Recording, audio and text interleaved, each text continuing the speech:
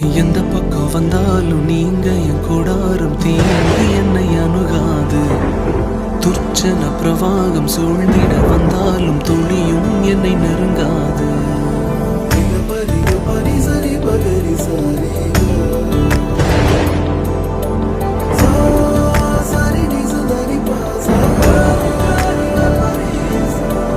எந்த பக்கம் வந்தாலும் நீங்க என் கூடாரம் தீங்கு என்னை அணுகாது.